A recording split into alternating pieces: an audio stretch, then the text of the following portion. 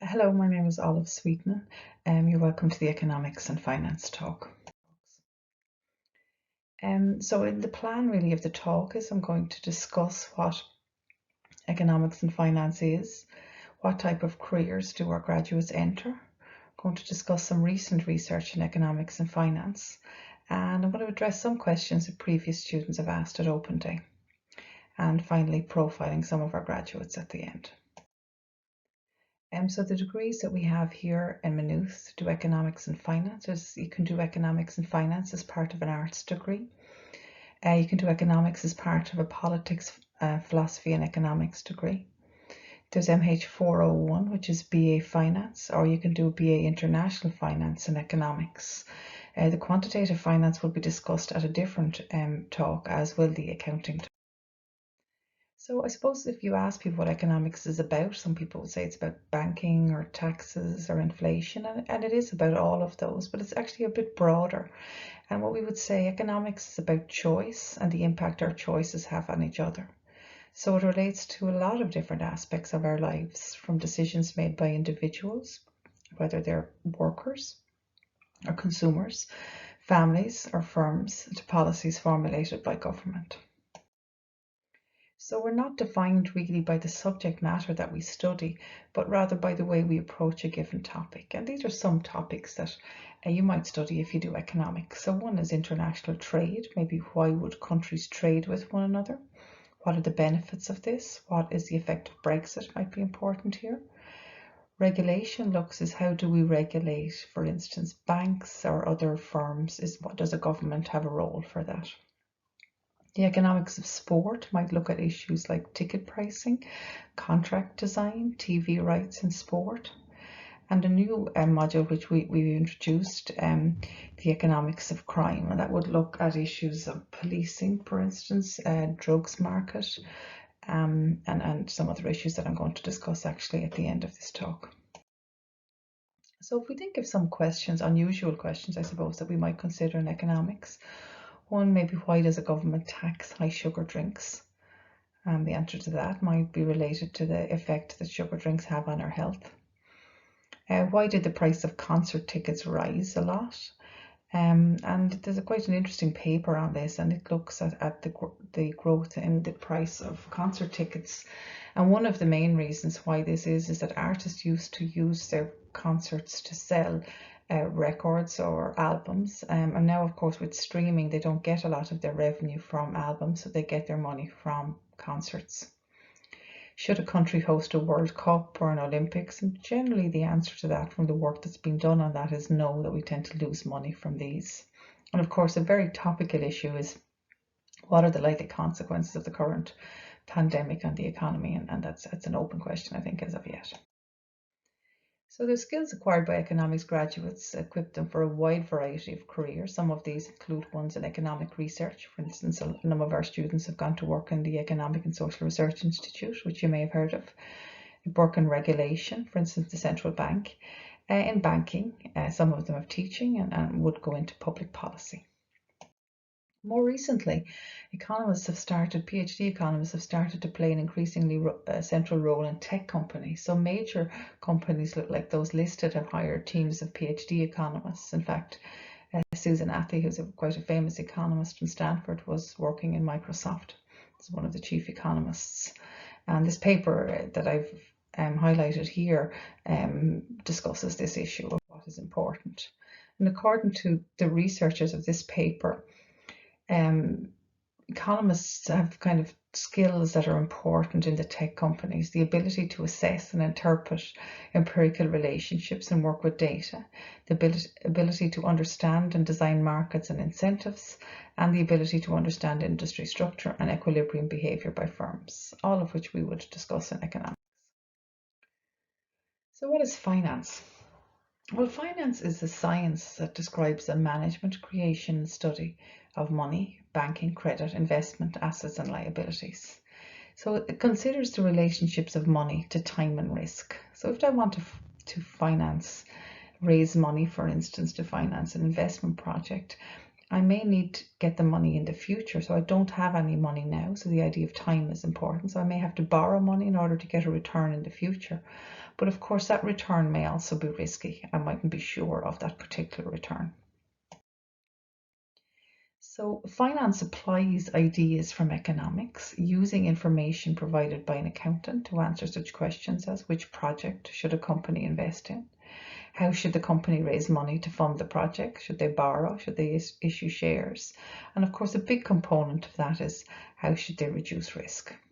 Now, there are also kind of more, other questions. One of them, which some of our colleagues in the department were involved in answering, is how do the US and Irish crisis differ?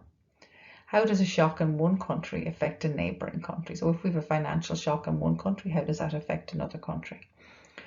And a little more kind of sports related, do players with the best short game on the PGA Tour make the most money? And one of our MA students was actually involved in writing his thesis on this area. There is some other existing research in this area. Another one, do football teams' results improve after they change manager? So if they have a bad run, does it improve after they change managers, or would it have improved anyway? Our MA programs have external recognition from the Chartered Financial Analyst Institute and for the GARP Institute, which is the Global Association of Risk Professionals. It's outlined here.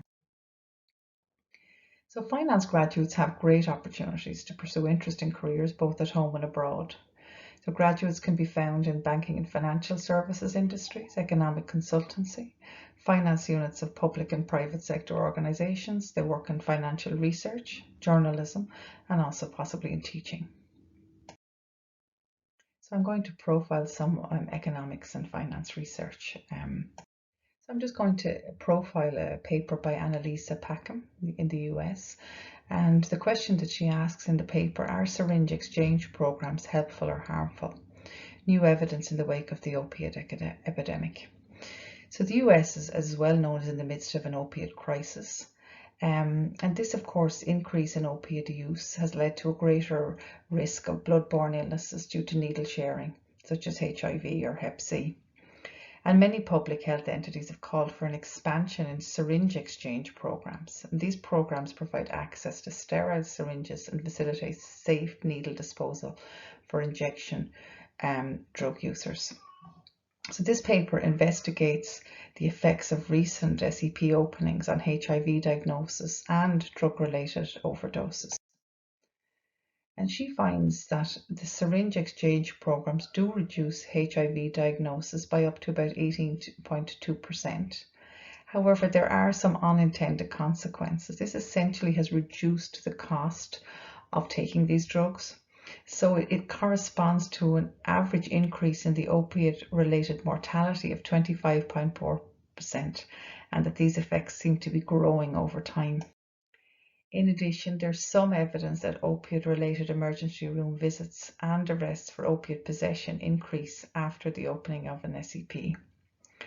So she concludes that policymakers should be more careful and consider all the costs and benefits of these, including long-run effects generated by lowering the cost of consuming this injection drug. I'm now going to profile a paper by Marty Dungy, Thomas Flavin, Thomas O'Connor and Michael Wasser called Industrial Firms and Systemic Risk. And Thomas O'Connor and Thomas Flavin are both colleagues and work in finance in Maynooth. Michael Wasser is a former student of ours who now works as an economist in the central bank. So the paper examines whether non-financial corporations can contribute to the collapse of the economic system, and examines what type of firms are most likely to lead to this collapse. So previous research had looked at the whether financial or banking corporations can contribute to the collapse, and this paper looks at non-financial corporations. The authors find that non-financial corporations are comparable to banks in terms of their ability to cause an economic crisis. When they examine the characteristics of these firms, they find that they are large, indebted, and erode money in terms of accounts receivable. There is no difference in systemic contribution across life cycle stages. So this suggests that young, fast-growing firms can become systemically important in a short space of time. When they look at the type of firms which are most susceptible to an economic crisis, they find that these firms are young, early stage firms. Later stage, mature, well-established firms appear to be better able to absorb the shock. So firms most vulnerable to a crisis are also indebted, low profit, are owed money by their customers, and are most likely in the consumer durable sector. And these are some questions that we get asked at Open Day. I'm just going to pose them and briefly answer them. The first question we get asked is, do I have to have done economics or business for the Leaving Cert? And the answer to that is definitively no. We teach you really what you need to know in economics here. The second question is, do I have to be good at maths? Now, I need to be a little more nuanced. You do not have to have honours maths before you come in, and that should be clear to you. But if you hated maths and never wanted to do maths again, then I would say maybe this is not the subject for you, because you will be required to do a little bit of maths, but we will teach you what you need to know. So if you're willing to learn it, then I think you can still do economics or finance. What subject should I combine if I'm doing an arts degree with economics and finance? Again, that's largely up to you as long as it fits in with the timetable.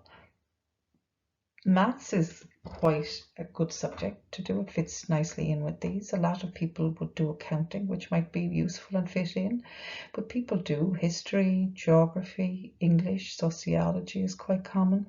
So I think it's important that you like the subjects you do, and as long as it fits into the timetable, I don't see any problem with combining them, any other subjects.